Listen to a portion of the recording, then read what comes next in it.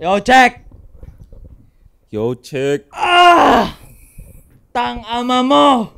Welcome sa number 1. Welcome sa number 1 male podcast sa buong Southeast Asia. At soon sa buong mundo. Anti-Supot Social Club. Let's go! Joshon Point nga pala sa lahat ng social media platform, no? YouTube, TikTok. Kahit saan, makikita nyo ako doon. Wala tayong kalaban doon. Kaisa-isang podcast na sumusulit ng Gozer 50 mo. Ato, class S supremo ng mga liti mong class S na pangit. Na bad trip ka na sa akin nung mga nakaraan. Nakita mo yung pagmumukha ko. Pero wala kang magagawa. Lilita ako kahit anong scroll mo. Yeah. So isa daw, general ng mga Soy Army, agrikultura. Nasa puso ko yan. Tangina kasi sana all may bigasan. No? Dahil kasi niyang bigasan. Naniniwala ako na agrikultura ang susi sa Pilipinas para maging international importer tayo ng mga kung ano-ano. Ganun pa eh. Tapos sa mga susunod, idadrop na niyan yung ano niya. Supplier siya ng ano. Pwede yung gumeto sa Hindi, kanya. iniipit namin yung bigas para magmahal, pare. Kami yung demonyong nag-iipit ng... Kalaban wala ka pala namang ibang gagawa niya kung di kayo mga tsekwa eh. Hayop ka. Ang labo na ng race mo, pre. Hapon ka ba talaga o check? Gago yan eh. Basta kapitalista ka. Kami nag-iipit nun para magmahal, diba? May nakita ko sa TikTok, Sob. Nakita ko lang naman. Ano? Nakita ko sa TikTok parang nagiging mainit na usapin. Uy. Yung usapin tungkol sa abortion dahil di umano there's this one well-educated Uy, well-educated. lalaki na sinasabi niya na kung tayong mga lalaki agree tayo na ipa-abort yung laman ng tiyan ng babae once mabuntis, dapat okay lang din sa atin na tanggalin yung mga bayag natin.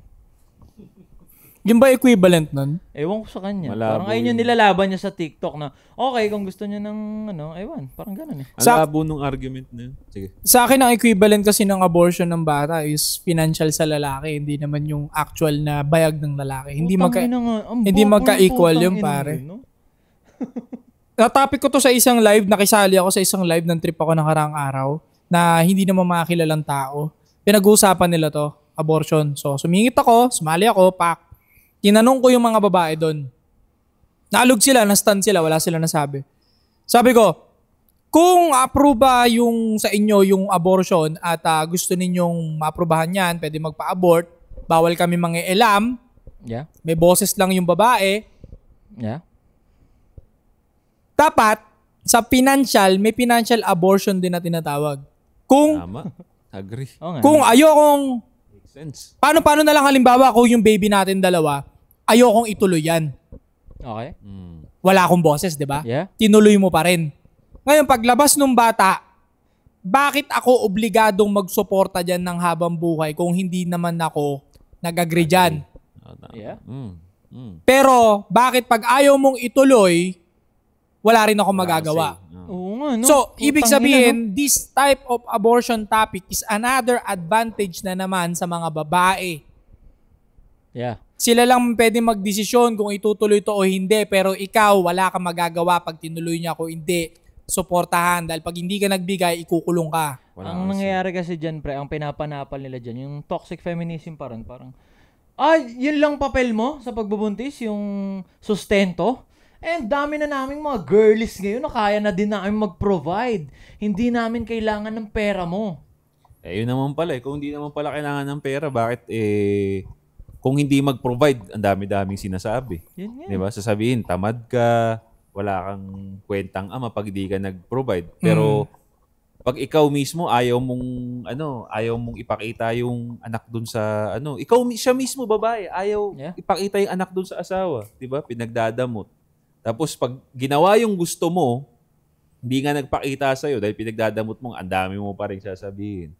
Walang panalo sa iyo, girl. Oo nga, no, parang lahat, parang every 6 months, pre, parang may nai-inventong shit na papabor sa kaululan ng babae. Ano? Laging ganun. Tsaka yung ano nga, agree ako doon sa kung may abortion, sige. Kung gusto mo magpa-abort, meron din kami dapat financial abort. Kaso wala. Kaso wala nga eh. Tsaka sobrang nonsense nung argument na ibinato nung lesbian na yun. Kasi nga, ang sabi niya, Lesbian ba yun? lesbian yun bro. Mga lesbian eh. Kaya. Lesbian yun. So, ang bato niya, ang argument niya is kung hindi tayo pabor sa abortion, dapat din daw payag ba daw tayo na putulin yung ethics natin. Di ba? Parang anong basis, di ba? Anong basis nung pagputol ng ethics mo? Kasi dito sa side na to, sa mga anti-abortion, ang basis nila is number one, due to morals, di ba? Ayaw namin ng abortion kasi nga para kang pumapatay ng tao. Diba? Morals yun. Isa pang side ng mga against sa abortion is true science. Because basically, yung ina-abort mo, meron ng life. May life na doon. Ang sagot nila dyan, tol, potential life pa lang naman daw yun. Hindi pa raw life yan. Yun nga. Pero again, may basis nga yung gustong... Yun ang point ko may basis yung anti. Diba? Pero yung pagputol ng ethics, anong basis mo doon? Ang sabi niya, ang sagot niya kasi nangingialam kayo eh. So dapat putol ethics na. Yun ang basis niya. Walang kinalaman yung pagputol ng ethics doon sa pinaka-topic na abortion. Wala siyang na-solve, wala siyang masosolve na issue. Kumbaga, out of spite lang, out of hate lang yung sinabi niya na hindi, putol ethics. Walang kakwenta-kwenta. Unang-una, in the first place, wala namang gustong ipatanggal na body part sa babae. O yun. Pinitigilan pa ngang magtanggalin kayo sa katawan ninyo eh. Tama. Diba? So hindi siya equal. Wala siyang sense. Walang napulot na kung ano man. Ang mali lang doon tanga yung kausap mo. Ewan kung tropa mo lang yan. Kayo lang naglulukuan. Gago, angas na angas pa siya dun sa argument niya na yun. Angas na angas siya. Tuwang-tuwa yung mga babae. Ay, putol ethics. Akala nila talaga equivalent, no? Walang kwenta. Kasi, syempre, sabihin natin, isa batas, no? Yung abortion. Merong basis. So, may tatanggalin sa babae kasi nga, ayaw niya. Okay? Pero kung tignan nyo, kung isa batas sa Constitution ilagay na putulin yung ethics ng lalaki, nagbi-make sense ba yun? Biruin mo sa batas putulin ethics ng lalaki. Tsaka ito lang tatandaan nyo, no? Kung meron kayong mga ganyang argument or meron kayong ganyang gustong ipatupad na patanggal ethics, sino ang mag-ano niyan? Sino mag-i-impose niyan sa tingin ninyo? Babae? Pipilitin nyo kami? Kaya nyo ba kami? Hindi. Di ba? Lalaki puputulon nyo ng ethics. Tangina, gera yan. Tsaka pagdating dyan sa pukinangin ng abortion, ako naniniwala ko, ni isa, walang sino mang lalaki ang nagpapa-abort ng bata na, as in, malaki na yun tiyan, buhay na, may paat ka, may katawan na, parang majority sa mga lalaki na gustong wag ituloy. Diba, parang na-delay pa lang. Hindi ako ready dyan. Kakapusin tayo dyan, di pa natin kaya yan. Di ba? Ngayon, pag may hindi natin masabi na biglang hindi nakunan nga, pero buhay na. Kasalanan ng babae yun eh. Parang ang ganda na sinabi niya kanina na pagdating sa ganyan, dapat may say talaga yung lalaki. Meron talaga. No? Hindi pwedeng yung babae lang ng babae na hindi porket ako yung nagdadalang tao eh. Hindi, ako gagastos niyan pag tinuloy mo eh. Kaya nga eh. Dapat dalawa tayong may boses dyan. Kaya nga eh. May mga neto lang, nung isang araw lang may friend ako, friend ko, putang ina, toxic eh. Ichigo yung profile. Hindi, babae siya, ang toxic niya pre. May boyfriend siya, may ex siya na in-expose niya. Yan, in-expose niya. Yung mga screenshot, luma na yung mga screenshot, delayed pa lang siya. Yung lalaki, sinabi ng lalaki na, anong plano natin dyan? Wala pa tayong trabaho pares, ganito, ganyan. So yung lalaki, batid niya na hindi kaya, pero yung babae, pinilit pa rin na, wala kang paninindigan, ganun, ganyan. Tangina, parang, ang bobo nun, no? Ang bobo, nabobobohan lang ako sa babae na gano'n na. Bakit? Walang paninindigan. Yun lang yung tinitignan nila, na panagutan mo ako, walang paninindigan. Kumbaga yung lalaki, tumindig na nga yung lalaki bilang sa best Ano yung the best para sa kanila bilang magjowa Oh, hindi pa natin kaya yan, ganito ganyan. Bakit ka ganyan? Hindi mo ko papanagutan, ganito ganyan. Puta, delayed pa lang yun, parang tuldok pa lang yun doon na, wala pang yun, hindi pa tao yun. Para sa akin, hindi abortion yun Hindi pa siya abortion so, ang stance So ano, stand mo is, That may say, kumbaga, pag naging bata yan nang walang consent ng lalaki, dapat... Hindi, ano ka ba? Pro ka or hindi? Okay lang sa akin. Na may abortion? Okay lang na may... Parang hindi ka... Para sa akin, kaya parang ang bigat-bigat niya pakinggan. Parang sa akin kasi mali yung mali yung word. Abortion. Parang pag abortion kasi para kasi may pinatay ka talaga na sanggol na ewan no? Pero basically yun talaga yun. Tatanggalin talaga pag abortion, tanggal talaga. Hindi yun nga Yun yung mabigat na... Kaya parang ang bigat ng vibe. Pero kunyari babae, na-delay ako. Delay ako 1 week pa lang. O mag-PT ka, o buntis ka. Siguro mali din yung word na may chance akong magdalang tao siguro. Ano kaya yung tamang term doon? So, kunyari, sa parang ibig sabihin mo, gusto mong baguhin yung term para mas less damage pakinggan? Kasi parang misleading sa akin. Parang like for example, yung babae, delayed pa lang siya. 1 week. Delayed pa lang. Pa-comment down below, hindi ko alam kung ilang weeks. Okay lang sa'yo ipalaglag yun pag 1 week pa lang. 1 week pa lang? Mga ganun. Parang para sa akin parang hindi ata 1 week para malaman mong parang alam ko parang mga weeks wala pa. Parang mga at least 1 month ba na delayed ka. Yun. Tsaka pwedeng mag-PT na pagtingin mo, dalawa na yung guhit. Okay lang sa'yo yun, mapa-abort kapag ganun. Hindi, yun nga, tamo, parang ang bigat diya, parang ang intense, okay lang sa'yo maipa-abort yun. Parang masyado siyang intense. Sige, baguhin natin. Okay lang sa'yo, wag ituloy yun. Yun, oo. Kung hindi pa kaya talaga. Kunyari, mafa-fucked up yung buhay ng bata kasi tayong magjowa pa lang, hindi pa nga natin kayang makakain sa masarap Tayo pa nga lang, survival mode mandadamay pa tayo. Pero basically nga, yun ang stance mo.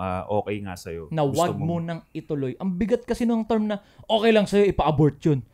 Kasi parang abort mission, parang may sasakupin tayo, may papasabugin tayo, abort mission. Parang gano'n, kaya parang ang bigat-bigat ng pakiramdam. Okay lang sa'yo, ipa-abort yun. Parang ang bigat, di ba? So, anong kayang magandang term? Okay lang na wag ituloy? Parang ganun. Akin, it doesn't matter. Kung anong term yung gamitin. Parang... Yun at yun pa rin naman The procedure itself, pareho lang. Yeah, correct. Being realist person like me, it doesn't matter kung anong gamitin natin term. Parehas pa rin yung end game niyan, kung itutuloy o hindi. Ganun pa rin naman yun. Ibig sabihin, pumatay ka pa rin ng bata. Ngayon, dito yung pinaka-argue ng mga tao no? Hindi pa raw kasi killing child yun kasi hindi pa naman daw buong may heartbeat yun, ganito, ganyan, blah, blah, blah. Ito nga malupit, pre. Nasa TikTok, pre. Available ni Yellow Basket. Kunyari, ganun, yung 1 month delayed ka pa lang. Makikita mo, Yellow Basket, binibenta. Iinumin mo lang. Nasa TikTok siya, pre. Nalimutan ko yung pangalan Pero sa mga nakakaalam nga, comment down below. Portal ba yun? Hindi. Puta, iinumin mo lang siya, pre. Kung ano man yung kina-delayed mo na parang gatuldok dyan, okay na. Re-reglayin ka bigla. Meron sa Quiapo. Ang daming mga ugat-ugat dun. Ang dati stand ko dyan, yung yung mga nabuntis na rape, parang umagree ako nun na ako still na sila lang yung allowed magpa-abort. Ngayon na-realize ko na parang ngayon medyo napagtanto ko na I will gonna stick to it na no to abortion kasi hindi rin inaano ng religion ko yan, pre. Alright. May masasabi kang definite na dahilan kung bakit ayaw mo sa abortion? Meron. Ano yun? Oo, isasampal nyo sa akin yung isolated cases na yung minority, yung sobrang liit na bilang. Which is totoong maliit lang naman talaga bilang ng mga ganong accident, diba? Pero yun nga, ibabanat ko ulit yan, mas greater damage yung makikreate niyan. First of all, mawawalan na accountability yung mga babae pag na-aprobahan yung abortion, pre. Sa Amerika, meron mga babae, piniflex pa 3 anak, 3 bata na pinaport nila. Tapos para bang umiiyak-iyak pa sila sa dulo na para bang victim sila. Pero, di ba, may mga nag-comment pa nga na, bitch, that's homicide, that's double homicide, triple homicide. Stop it, parang siya pa yung galit na parang, wag mo, naiiyak nga ako Pero definitely, kasalanan naman niya yun and choice naman niya yun na para bang hanggang dulo wala pa rin siyang accountability na siya nag-decide nun. So, binibigyan lang natin ng another escape yung mga babae sa pagkakamali nila. Pag na-aprobahan yung abortion at naging legal yan sa mga bawat ospital, Yung mga babae lalo, mas lalong hindi sila matatakot pumili magpabembang na magpabembang. Para sa akin, yun nga yung essence ng bawal yung abortion eh. May takot sila na baka mabuntis sila, mas lalo nilang iingatan na mabembang sila ng mga tao. May responsibility. Kasi may responsibility kapalit. Mas lalo nilang iingatan yung virginity nila, yung katawan nila, magpabembang kung kani-kanino. Pag inaprubahan yan, bawat ospital na legal ang abortion, basta ayaw mo, pwede na. Delikado yan kasi yung mga babae, mas hindi sila matatakot maging prosti. Kaya sa Amerika, ang taas ng nag-OnlyFans, ang taas ng hoe, ang taas na nagka-club na babae. Nire-respect pa nila yon kasi nga may abortion.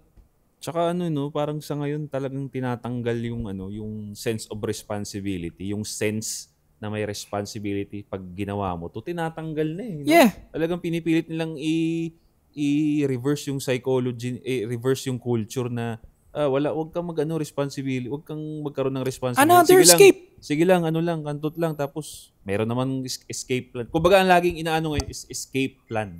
Wala na tayong sense of responsibility. Bibigyan na naman nila ng another escape yung mga babae. Ngayon, kung sasampal nyo naman sa akin is masyado ng marami ang populasyon ng Pilipinas. Bakit hindi muna tayo sa discipline na lang? Bakit tatalon tayo dun sa escape plan lagi? Escape plan ninyo na pantakas ninyong desisyon.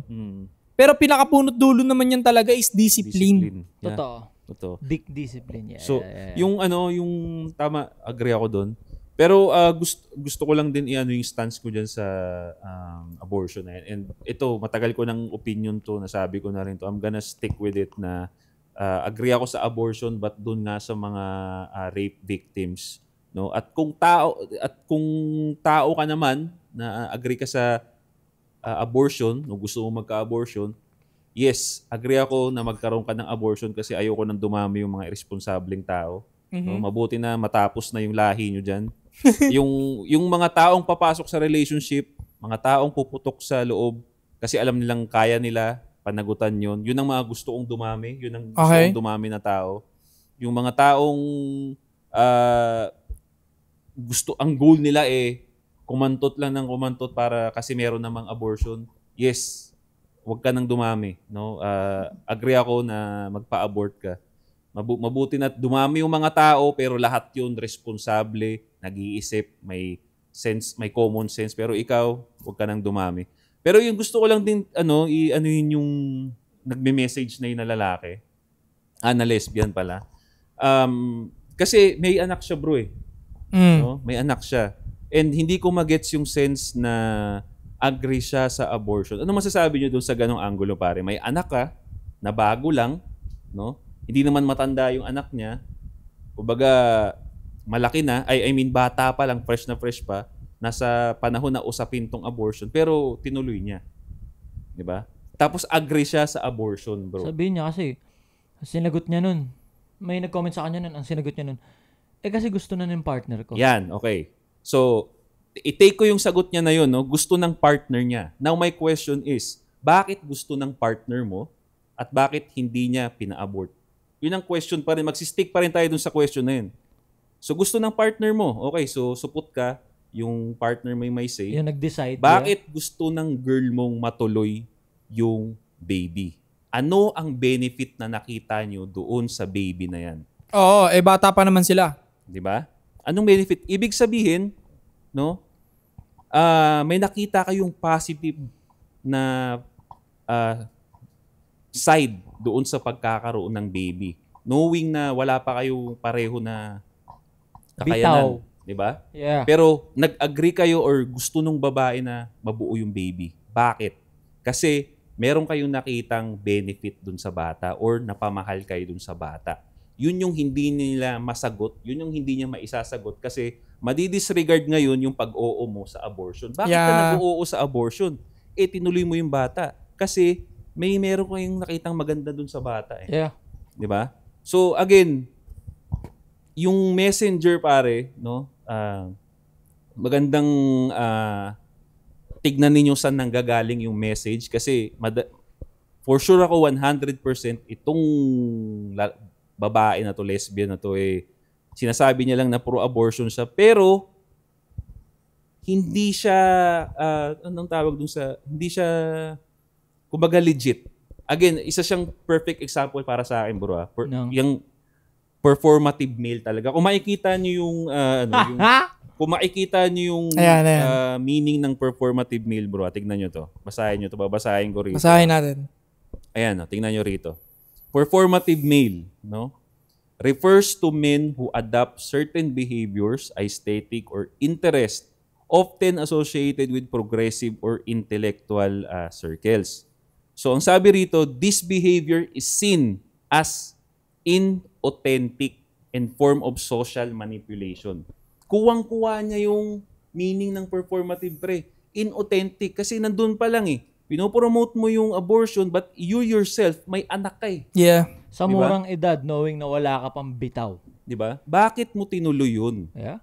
Hindi magandang reason pa rin yung babae. Again, tanongin mo yung babae, bakit niya tinuloy? Anong nakita mong maganda? Anong nakita mong benefit doon sa pagkakaanak? May choice ka namang ipa-abort. May mga rason sila dyan na mas nagiging responsable kami once maging parents kami. Di ba? So, yung word na responsable, bakit hindi ninyo in-applyan bago kayo Ba't kayo nag-premarital sex? Nag-premarital sex. Kung responsibility ang pinag-uusapan natin, bakit hindi ninyo inuna yan? Bakit pa kailangan humantong sa abortion? Nandun pala eh. Responsibility pala pinag-uusapan natin. Now, ang pabato naman nila dito ngayon na pinag-uusapan natin, ang insensitive ninyo, bakit yung pinag-uusapan yung abortion dun sa taong may anak na? Diba? Wala kayong insensitive kayo, ang sasama ninyo. Kung moral pa lang pinag-uusapan natin, sige. Bakit kung morals ang pag-uusapan natin, yan ang stance ninyo, bakit puro abortion ka? Diba? Morally, killing yun. Kaya nga may mga side na ayaw sa abortion because ang basis nila is moral. Si Ato kasi, demonyo yan. Diba? Devils. Diabolical. Magigets natin si Ato kasi wala pa naman siyang anak eh. Totoo. So parang may stand siya doon na parang possible na pag nagkaanak siya in the future, hindi niya pa kaya. Yeah. Paggawa niya. So mag-make sense sa akin, bro, yung pro-abortion na stance. Kung number one, yung tao nagpa-abort na. So nakita niya yung benefit ng abortion. Diba? So merong basis yung sinasabi niya. Pero yung isa na yun, pre, may anak. Or or may basis yung sinasabi niya na hindi pa para sa kanya yung pag-aanak. Hindi ako nagpa-abort Hindi ako nagpa-ganon. So, kumbaga, alam ko lang yung benefit ng pagiging binata na wala pang anak. Kaya nasasabi ko na mas okay na wala mo ng anak. Tas kung may mga tanga-tanga, kasi para sa akin, kaya nafa-fucked up yung lugar or yung bansa dahil parami yung nasa laylayan, yung tanga-tanga. Kung may iwasan naman, kunyari, numero 1 yan legit real talk. Numero 1 yan na kinakalugmok ng tao yung unwanted pregnancy. Diba kasi parang sa lalaki, hirap na nga tumagos yun eh. Yung lalaki nakabuntis na maaga. Hirap na siyang tumagos. So magiging another support na lalaki na lang siya na walang bitaw. Diba yung pamilya na yun makapag-produce ng walang bitaw na angkan hanggang sa wala nang bitaw talaga. Kaya nga it all comes down doon sa disiplina muna. Talaga. Bago kayo tumalon sa abortion. Kasi kung may discipline yung lalaki, hindi yan bira ng bira, or nagko-condom yan, hindi kayo darating sa abortion.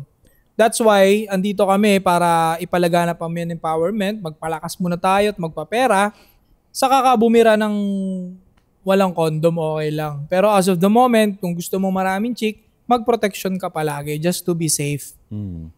Yun lang naman yun kung walang baon yung lalaki na condom, kayo girls, magbaon na rin kayo kung alam ninyong whole face, nasa whole face, palastugan ninyo. Tsaka ano yan Tama. Baon kayo ng condom. Ano yan par, yung kombinasyon yung dalawa yan hindi pwedeng lalaki ng lalaki, walang condom yung lalaki, huwag kang magpaiyot. Diba kung disiplina, responsibilidad, yung pagiging may utak na nila lang as individual. Saka yung sinasabi nila na patanggal din kayo ng bayag pag sinabi ng girls yan. Yung sinabi nila na ganun, ayaw ninyong nagdidesisyon kami sa katawan ninyo, pero yung katawan ng batang pinatanggal ninyo, nagdesisyon din kayo. Ay. Ina. Diba? Kumbaga yung baby dun sa loob ng tiyan ninyo, ba't kayo nakialam sa katawan niya? Ba't kayo nagdesisyon sa katawan niya kung ayaw nyong nadidesisyonan kayo? Nako. Diba? Still, parang ganun din eh. Walang consent. Oo, wala namang consent yung baby. Wala na, contradicting na lahat. Wala na, Kumbaga, contradiction na lahat yun. sila rin yung nanlalaban, pinaglalaban nila yung parang labas ka sa kung anong choices nung tao, yung parang sa gender nga, diba? Oo. Siya yun eh. O nga, ngayon, yung bata na yun, siya yun. Tapos kung ipapa-abort mo. Pinakialaman mo yung katawan niya. Oo nga. Bakit sa'yo lang pwede? Bakit, di ba, double standards yun? Yeah. Kung ano lang yung convenience sa'yo pala. Saka magiging escape lang ng babae yan sa kapunyetan, pre. Magiging marami lalo pokpok sa Pilipinas pag inaprobahan nila abortion. Trust me. Pero ito, sa Western, bro, ganun na. Kasi yung Pilipinas, nakikita ko, parang yung government natin, parang susunod sa ingay ng social media. Pero dahil nga mas maingay sa social media itong mga to, possible na ayoko mangyari, but possible na mangyari, maaprubahan talaga sa tingin mo, pare. Maaprubahan yan, bro. Oo. No? Sa ingay ng social media na sila yung mas malakas sa social media. Pero hanggat kaya kong kumontra, kukontra ako dyan. Kasi ano talaga yan, labag talaga yan sa paniniwala ko, pre. Maaproban at maaproban. Kumbaga mali na nga yung nangyari, di ba? Kinakasal na nga yung mga ano ngayon eh. Di ba? Lalaki sa lalaki, kinakasal na. Kumbaga mali na nga yung nangyari, dadagdagan mo pa ng another mali. Saka nakakapraning sa babae yan, pre. Pag lagi nag-abort. Tingnan mo yung mga nasa Amerika, pare. Iyak ng walang dahilan. Yun na nga. Yung mga nakatatlong abort, napapraning sila, pre. Yun na nga, Brad. Kasi nga, may tama sa utak yun. Yung tanggalan mo ng responsibility at tapos laging escape plan lang lagi. Tuliro ka lang. Ay, hindi naman tuliro. Para ang paranoid lagi. Yan, yes. Kung lagi kang may escape plan. Kasi nga, importante ma-build natin sa tao talaga yung basic foundation ng tao. Discipline, no? Self-awareness. Yan yung mga importante. Yan ang maglalayo sa'yo sa bullshit ng mga decision. Correct. Hindi mo na kailangan ng escape plan. Discipline talaga. So, and marami nagsabi, may sumagot sa akin yun, dito sa Australia, Australia ba? Basta dun banda, legal daw yung abortion pero okay naman yung country nila. Okay. So let's say, Philippines is not ready yet. Kahit dun na lang muna tayo. Kahit sabihin natin in the future ma-approve yan, as of the moment, hindi pa tayo handa.